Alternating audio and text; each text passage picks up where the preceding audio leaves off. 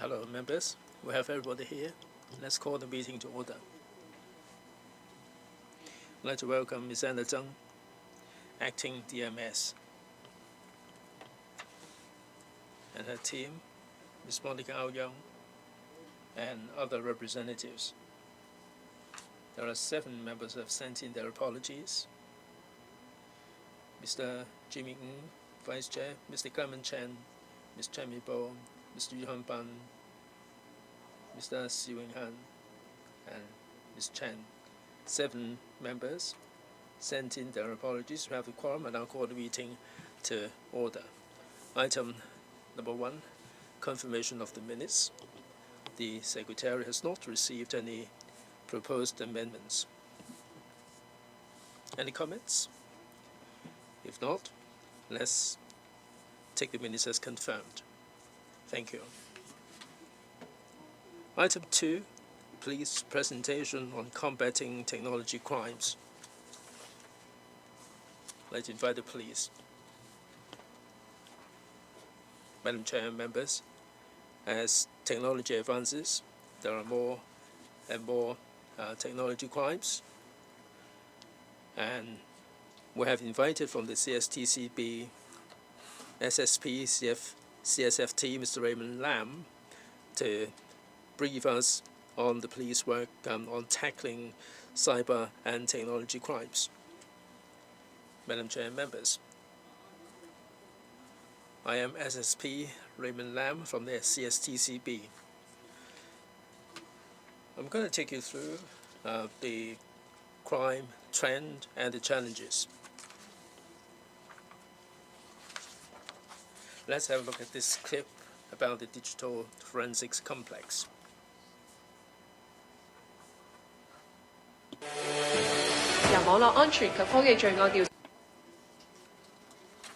The DFS was established in 2023, July, under the CSTCB.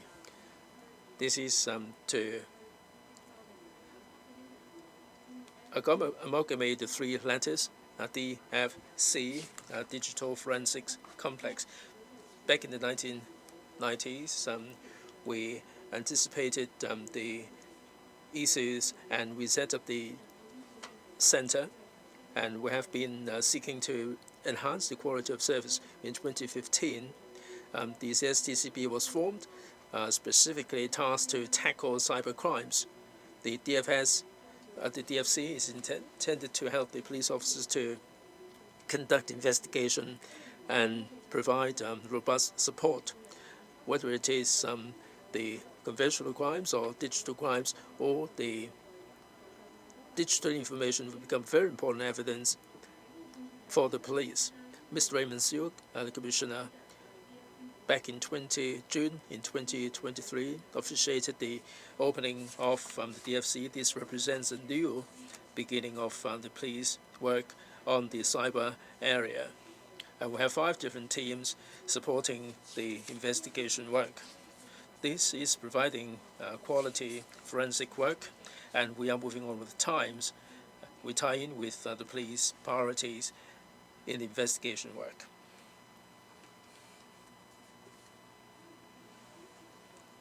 The police have been promoting digital policing, and we're facing a lot of challenges. I'm going to take you through the new normal under the cyber age. The cybercrime situation, the challenges, and the quality of service.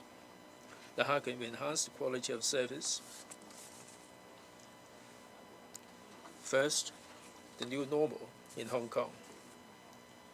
Post-COVID, people are already used to work from home, and they are also enjoying the entertainment on the internet. They engage in online shopping. They're so used to digital payment, and this has created a fertile ground for the lawbreakers to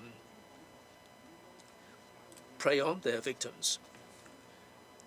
I'm sure you must have seen all the different forms of online services, and they are in many ways related to online scams. Even if you do not use the social media platforms. There are so many scam messages. Some are claiming to be the HR companies or investment consultants. They are offering all manner of information. They pretend to be your customers. They pretend to be delivering goods to you, and there are multiple forms of different scams.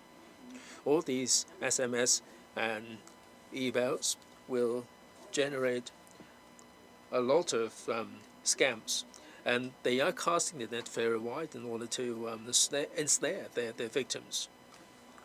And they're creating the fake platforms in order to scam the victims. Let's have a look at the crime profile. Over the past 10 years, the trend has been on the rise, and this is also boosted the overall crime situation. 10 years ago, we had 1 in 10 cybercrimes. Many of them do not really need to have any physical contact. In the first half of this year, we have seen 15,000 or so cases, a rise of 47%. And this is a trend which is filling us with concerns. And this is a trend not just in Hong Kong. Let's have a look at the breakdowns here. In the first 6 months, 30% of the cybercrimes, or 4,800 of them, have to do with online shopping. In other words, most of the victims would make the payment without receiving any goods, or they may have delivered the goods without getting any payment. And there are also scams arising from employment.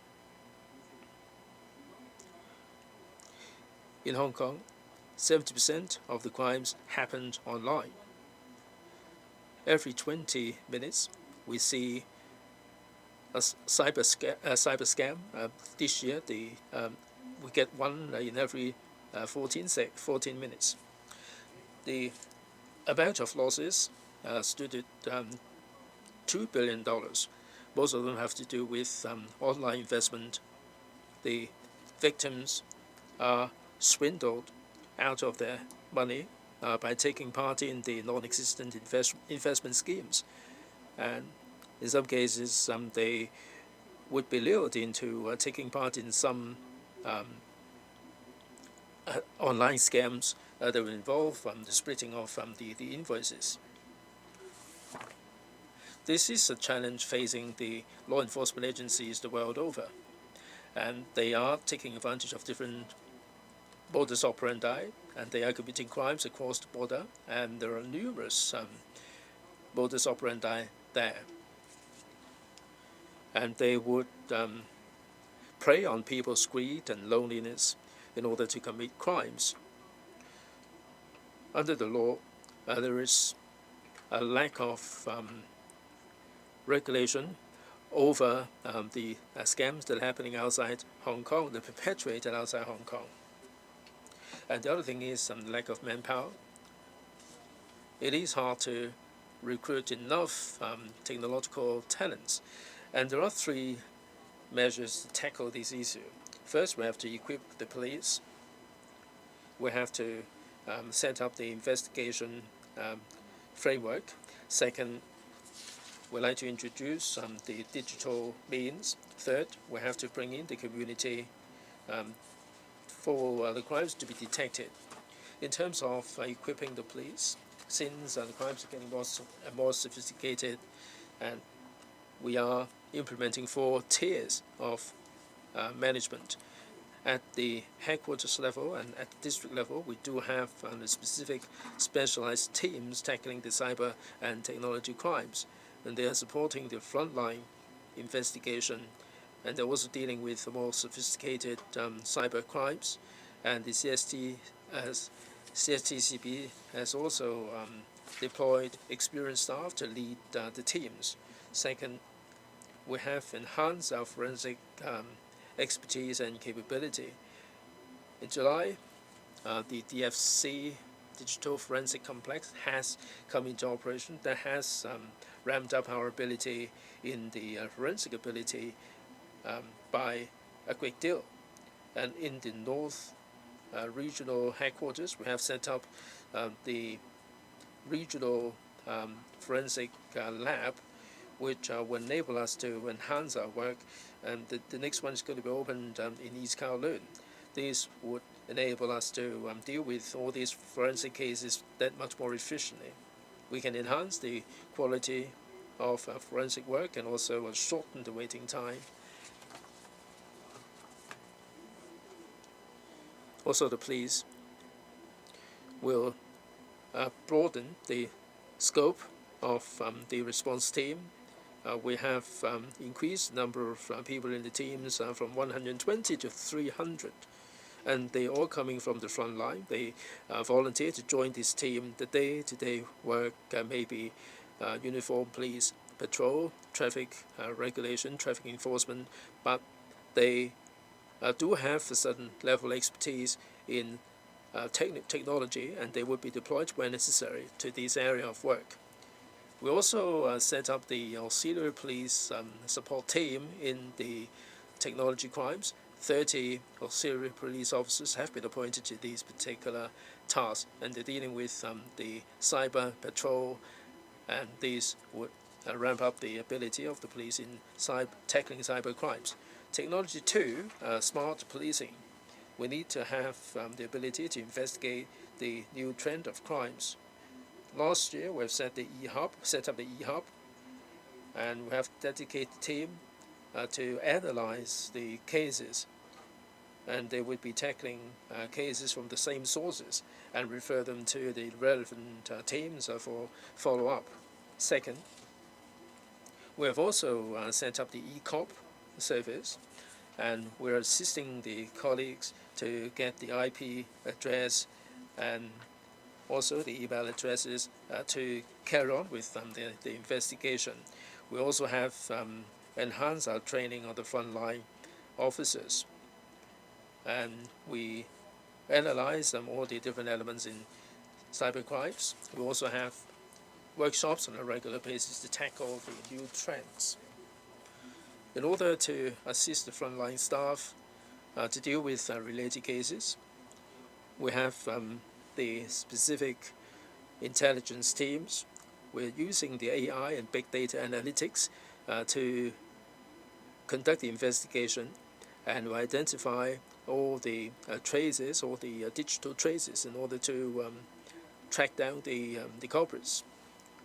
And these would enable us to enhance our work and investigative abilities. Strategy 3, community policing. All along, the police have been mounting publicity from the headquarters down to the districts. We also mount publicity, but still there are some members of the public who are victimized because they don't know any better, and they are liable to be victimized. When crimes happen, the police would conduct the investigation. As I said, the investigation work would certainly be hamstrung by certain difficulties. Even if we make arrests, we may not be able to recover the losses. So we adopt this early intervention approach, that the members of the public do not even know that they're falling victim to these scams, and they have no idea how they can guard against this. So we are using the data. We have the server to help the members of the public.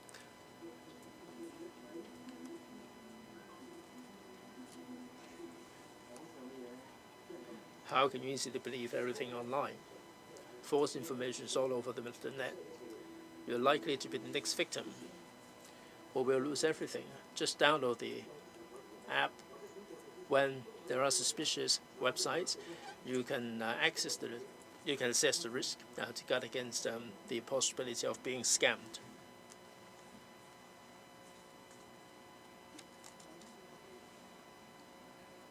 The app has received 1.4 clicks. A lot of the searches have to do with scams. This app will enable the members of the public to get hold of the information and to be made aware of all the pitfalls and scams. We do conduct cyber patrol. If there are suspicious websites or accounts, we would invite the social media platform to investigate, and they can freeze the account, or they can do something about the situation. This app, if there are addresses or telephone numbers and they are suspicious, we would be referring them to the telecommunication providers, and they can intercept the scams. Also, we'll be linking up with the FPS, and when people are transferring money through the FPS, the members of the public would be able to get alert when they encounter any suspicious apps. The members of the public can assist us in tackling technology crimes, and the police have been devoted to public education in order to enhance the digital literacy on the part of the members of the public. Not only should they know about technology, they should also know about the security of technology to protect themselves. Second, they should not believe lightly the information online. They shouldn't trust them willy-nilly. And also, we should show concern for people around us, in particular the senior citizens and the young people, to see whether there are any abnormal behavior and pay particular attention. I hope that with this presentation, I will help you understand more about the police work in terms of the tackling of technology crimes. Thank you. Thank you, Raymond, for your sharing and your introduction. Any questions and comments from members? Chair, I have a question. First of all, I would like to thank CAPO for responding to our question, and then you have spent a lot of resources in improving the system. Is there any statistic that could illustrate that you have indeed improved the situation? Thank you. Mr. Lam. Thank you, Dr. Yun. I would like to take the answer from two perspectives. First of all, is in general, in the first half of this year, because we have improved the whole operation, we have already arrested more than 1,900 people, and then it is already exceed the number that's been arrested the whole year last year. And secondly is about the cyber forensic complex. And the time it takes making use of a self-help investigative machines, then or they just use 2 weeks to 4 months to investigate like a very complicated case, and then it's significantly improve the time spent in doing the investigation. Any further question, Mr. Chan? Raymond, thank you very much for your introduction, and it's very detailed. And then we have a better understanding of police effort in improving cyber scam and also cyber crimes. And then I have two questions for you. First of all, is about the investigation and emergency squad. There now the 300 people, and then an increase from 120. And then I heard that some of them are just part-time staff. Why? And then what is the proportion of part-time staff in this team? Because after all, as you've just mentioned, and cybercrime increased significantly. And then I just am concerned whether that part-time staff is enough to tackle this situation. Then what is the proportion? You said there are 300 of them, and if the proportion of part-time staff is very high, then would that be enough to tackle the situation? Secondly, I noticed that there are the cyber forensic stations and offices, like in the North New Territories, and then the East, Kowloon East, etc. So why do you choose this particular district?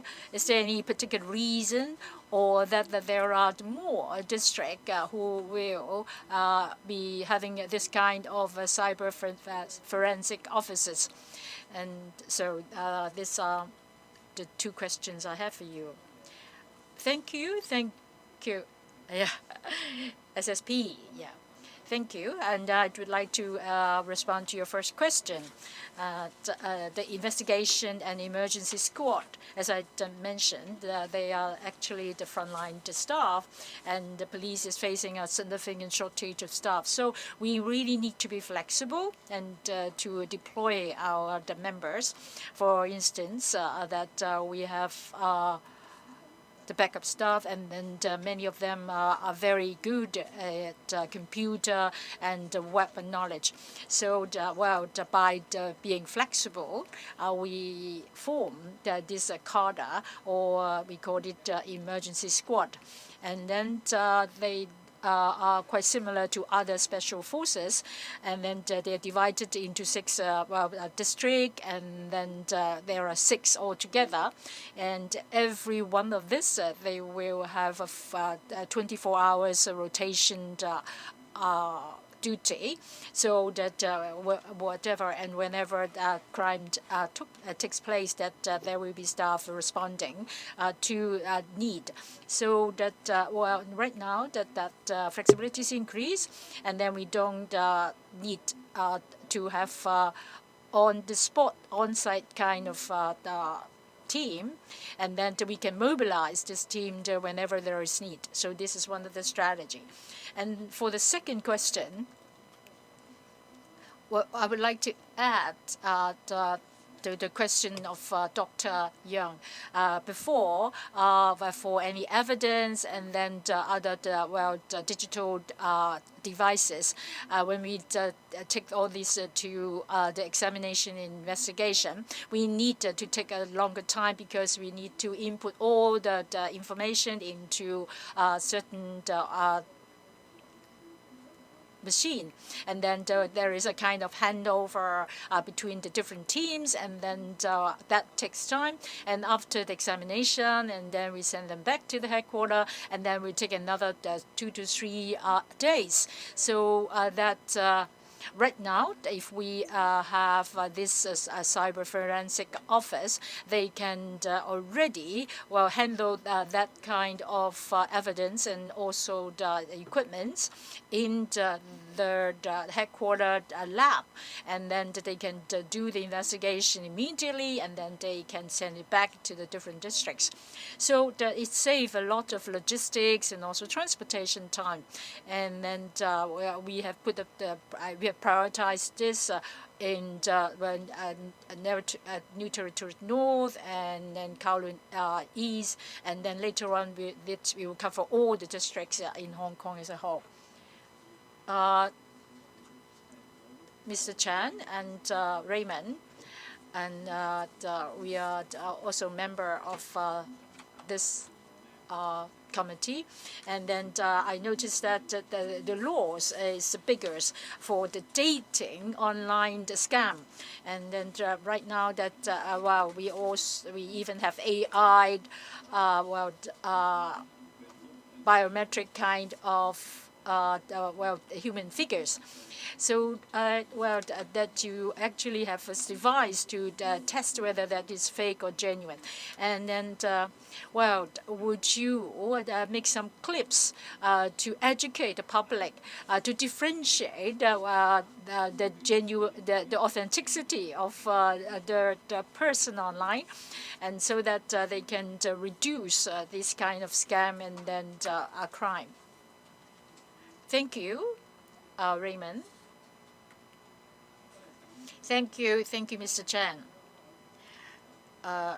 Well, in the past, dating online is indeed a significant, cybercrime. Recently, as I just mentioned, and the investment online scam actually is on the increase, and then they involve a significant amount of money. Well, as I just mentioned, other than the dating online, purchase online, e-commerce, and other online scam, it carries very false information and messages. And then for very simple information like false information, including pictures, we will continue to do public education on different levels. Like, for example, for young people, we will target the social media platform that cater that target young people, and to do some public education. And then for more senior public, we will conduct more physical sessions to educate them so that they have a higher awareness of this kind of online scam. And the other is about sham.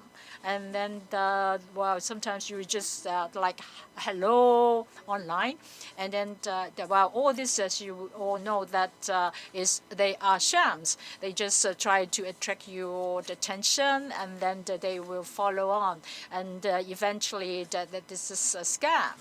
And then we have all along alerted the public that these are scams, and then we will continue to improve this kind of education. SSP Lam, for the people who are responsible for this crime investigation, are they the same as the ordinary crime investigation forces? Thank you. Thank you for your question. I just mentioned likely that we understand that the demand for cybercrime is higher, and now for the new police and also for new superintendents, and then even before they work. They start working, and then we have already to try to educate them, and then to input more of this information and knowledge in their training, so they will know how to categorize the different kinds of crime, and then they will already be quite familiar when they first start their work. And then in the training for basic crime investigation and senior or advanced investigation crime investigation course, and then we have now doubled the training of time from 2 days to 4 days, so that they can have a better understanding, a deeper understanding of how to tackle this kind of technology crime.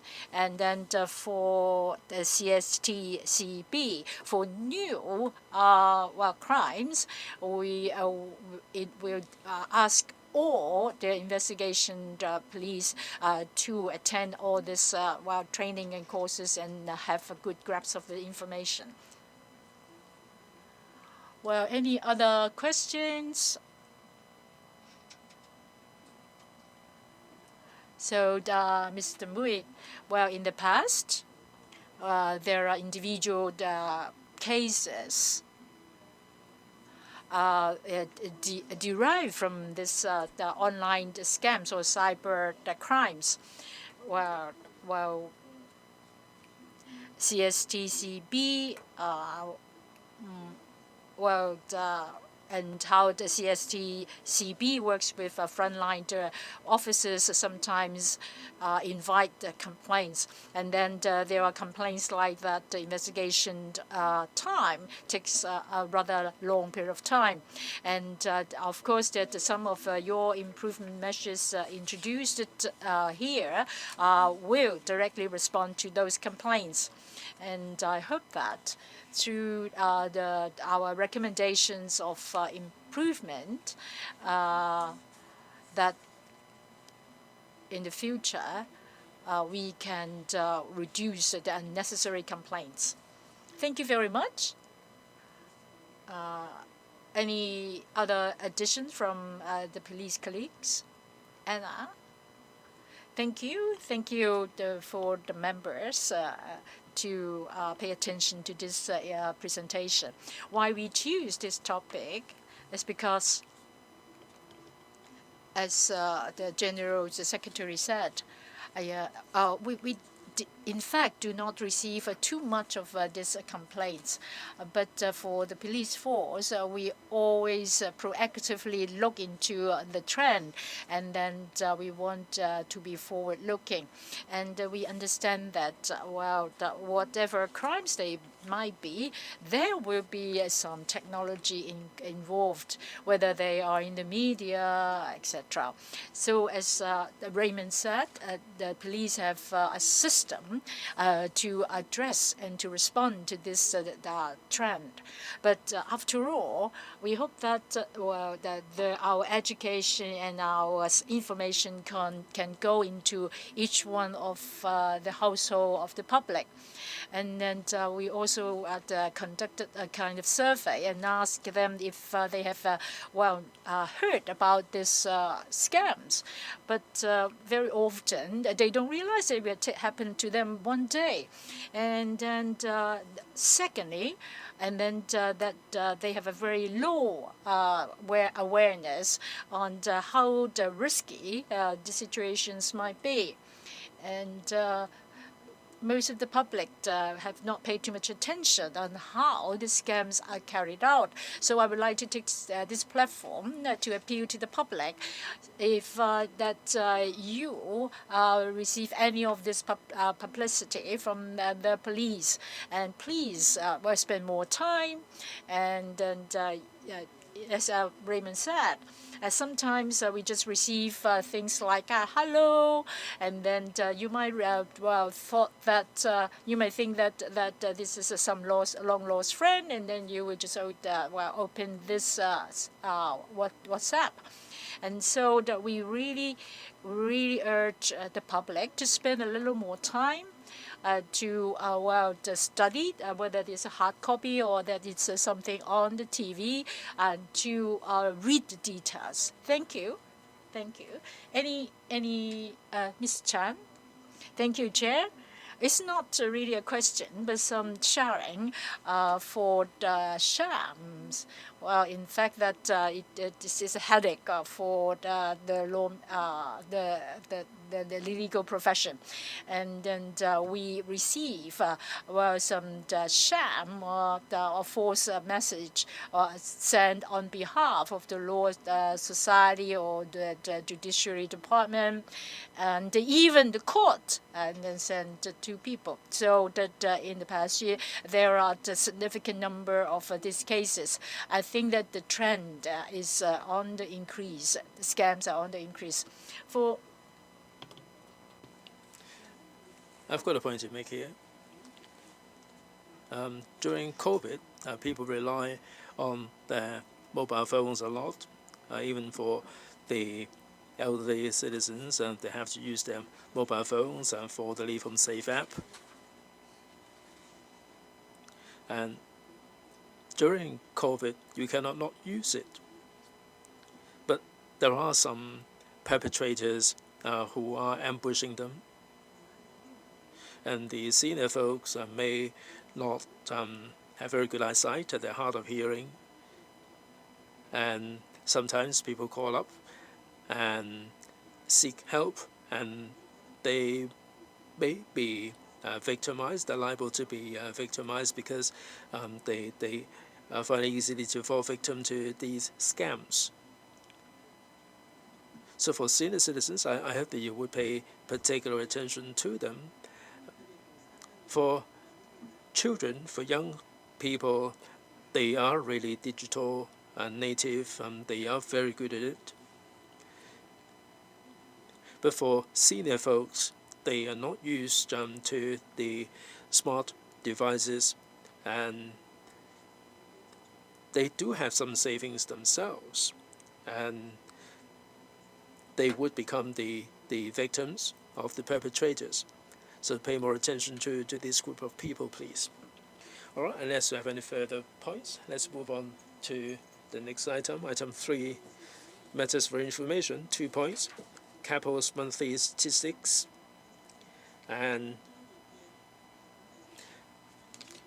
CAPO's criminal and disciplinary checklist.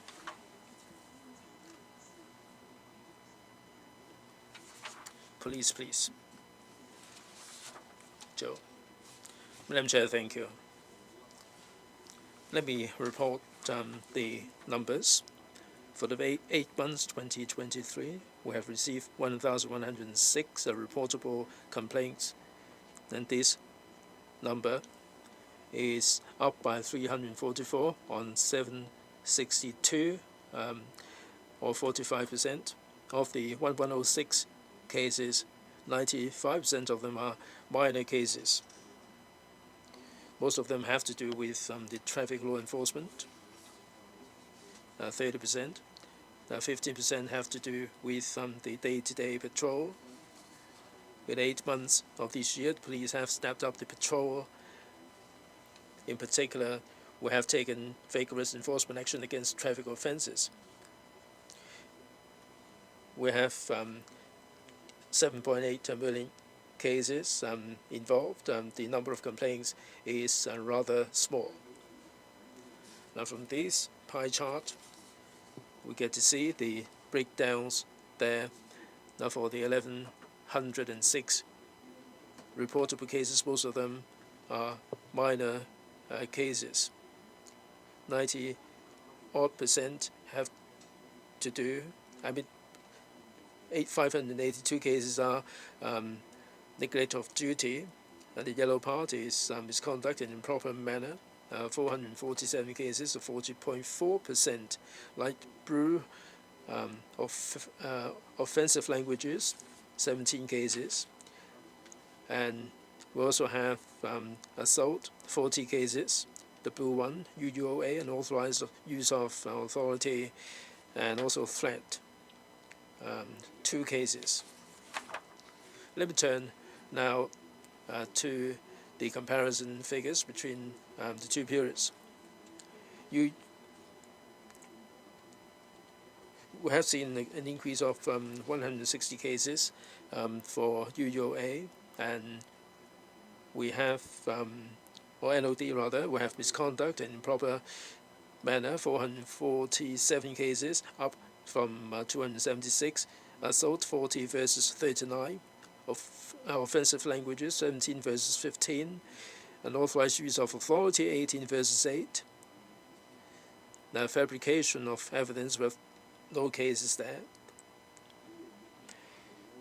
For the first 8 months of 2023, we have 1,121 cases, and the breakdowns are as follows. Light green shows 485 cases of withdrawal, taking up 43%. Yellow portion shows that 298 cases are non-pursuable. The grey portion shows that 207 cases have been dealt with by IR informal resolution. The blue portion shows 43 cases are classified as no fault. Purple portion shows 35 cases of unsubstantiated cases. The red portion shows 27 substantiated cases. The brown one, SOTR, 16 cases. The white portion shows false cases. The number stands at 10. So much for the breakdown. Thank you, Joe. Thanks very much for the report. Vice Chair, please. Thank you, Joe, for the report. Now for the first slide, the 1106 up by 45%. This is really alarming. But most of the cases are insignificant cases. How many cases resulted in full investigation? Second, the fourth slide, withdrawal and non-pursuable cases, the total stands at 700 or so. Can you show us the actual situation? The actual number of complaints is pretty small. As you said, Joe, a moment ago, you have a lot of the traffic offences or searches, and they would tend to attract a lot of complaints. So I hope that you would have another breakdown to show the actual situation, because otherwise it would seem that the police are not really doing a good job. So 1106 cases, how many of them did result in full investigation?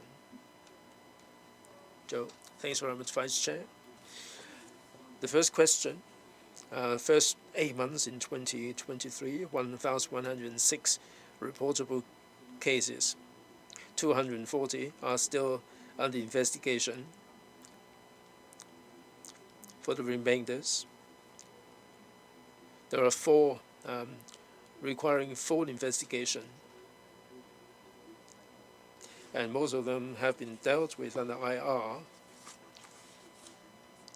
We are promoting the advantage of this scheme. There are 34 minor cases that have been dealt with under IR. For the remainders, 314 have been withdrawn, non-pursuable, that they made a complaint and they refused to be cooperative, and the number stands at 134. Thanks, Robert. Any follow-up? Well, when we look at these cases on a weekly basis, many of them are not substantiated, and the cases might get to court, and the court would rule against them, but then they would lodge a complaint subsequently. Will the police do something about these kind of abuse of the complaint system? Because I think that this is wasteful use of a lot of our resources. Thank you, Joe. Thank you, Madam Chair.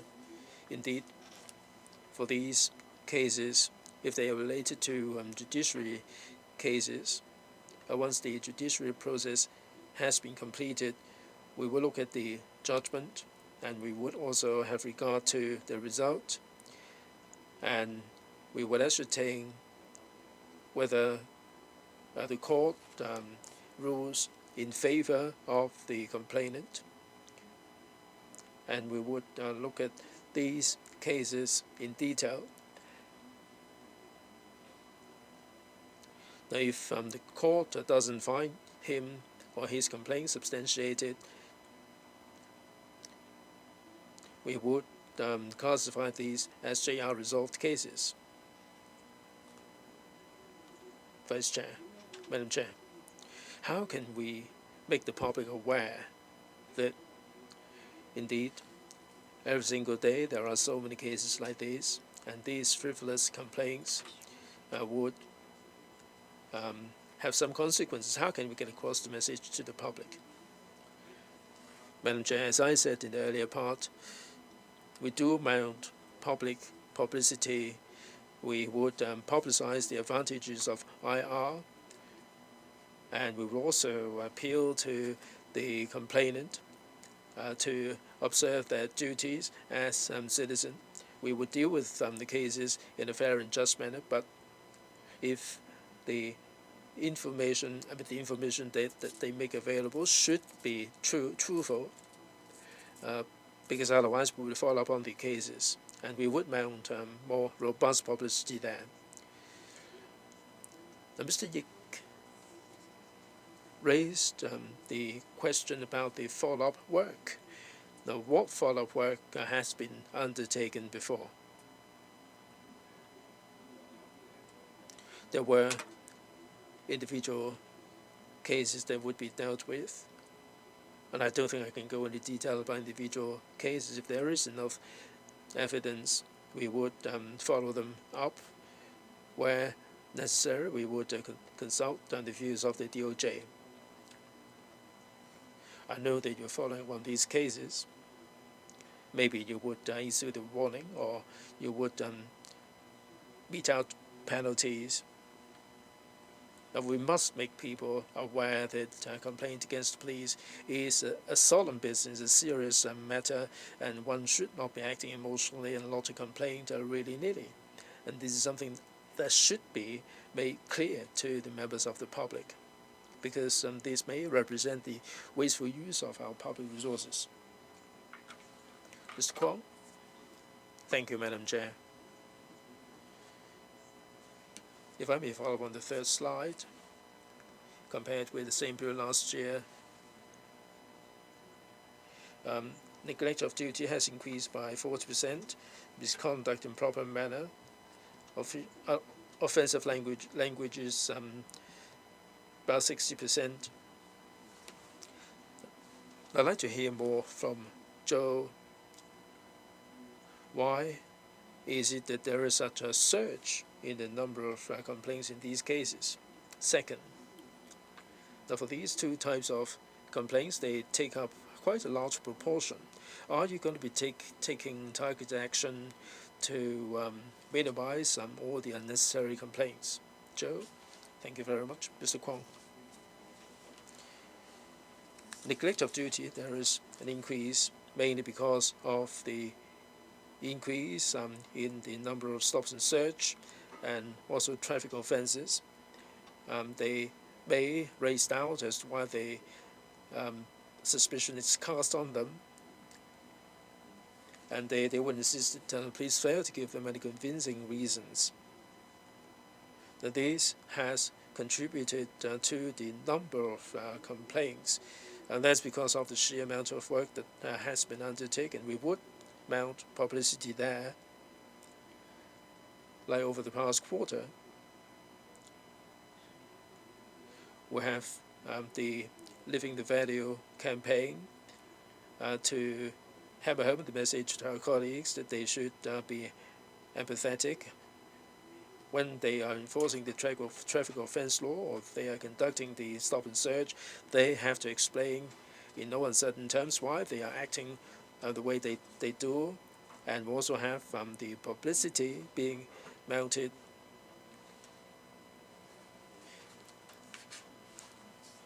for the complaints. I mean, even for CID handling the cases, people may not understand the situation, and we hope that with the publicity we would be able to get across the message to the public that we have the system there and we're enforcing the law. And on the scene, we will also give some tips. If there are some unreasonable allegations, we would record everything in the logbook. Thank you.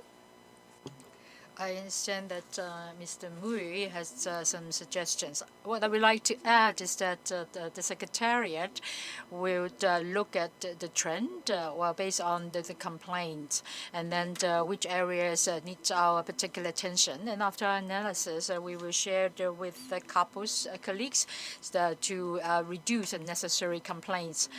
Just now, Joe mentioned that there are black spots for complaints. And so other than that, we will look at other areas, whether that we can work on the areas of improvement, and so that we can provide a better quality of services.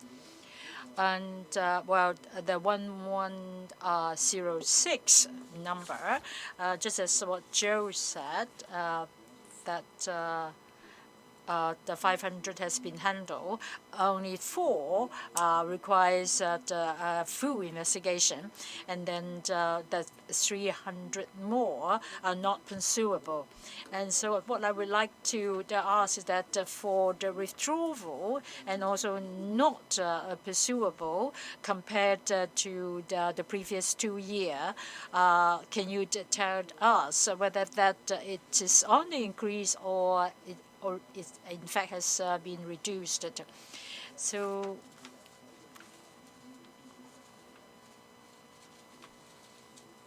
is there any trend that you can notice? Yeah, thank you, Daniel, for your question. As I mentioned, there are the withdrawal, there are not suitable complaints, and compared to the previous 2 years, the situations are quite similar. And then, in fact, the differences lies on IR, and then we find that the whole investigation is less, and then. Despite the situation, and for IR, and we still actively follow up on the complaint and to see whether that there are the areas that we need to improve. And I would like to cite 2 examples. And then with IR, we have invited some civil servants to attend. And then for some complaints, they are about our indecent manner or inappropriate manner, and or some says that they have to wait in the report room for a long period of time. And most of them complain the time it took for them to wait in the report room. So we are seeing whether that we can improve the situation.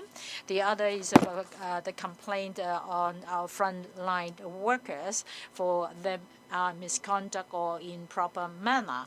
And so we are looking into the case, whether there are the other arrangements so that we can reduce inconvenience to the public.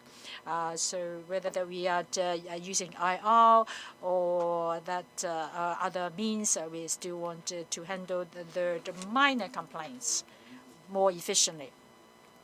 I've been serving here for like 12 years, and I can notice that the seriousness, the gravity of complaints are in fact higher, and now the complaints that become more minor, and then we can see that the serious complaints have been on the decrease. So I think that we need to see how we can resolve all these complaints by informal means. IR informally resolved, and so that we can more rapidly handle complaints on frontline workers, frontline staff on their misconduct or improper manners. And we can see that the gravity of complaints has significantly reduced in the recent years. Is there any other comments? Daniel?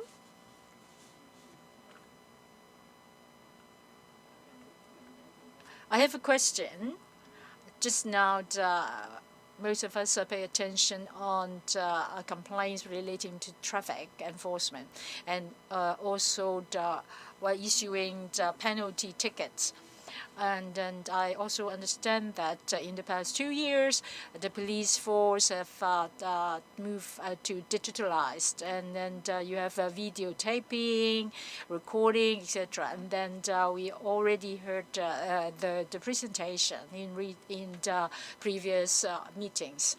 And then, is there any improvement in the complaints?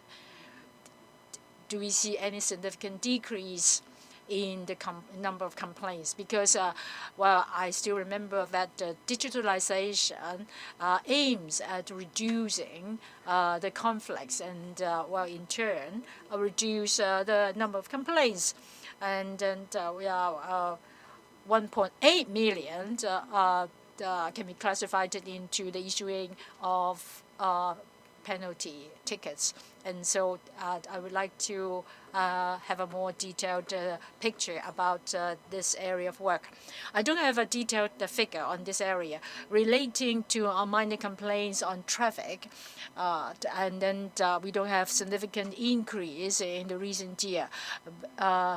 But in enforcement, well, there are in the area of enforcement, there are increase in complaint, and as a whole, that 1.8 million charge has been on the traffic, and that's why that the number of complaints on the respective area has been on the increase. Well, Mr. Chen, I would now like to ask a technical question. In our paper, there's a minor item about the categorization of complaint cases. I noticed that in the first 8 months, complaint through email has been on the increase from the 22 to 33. So do we understand that it is easy to send via the email to complain? I would like to know that other than the email, do they need to leave a number so that they could be contacted? Well, we all understand that sometimes they just act on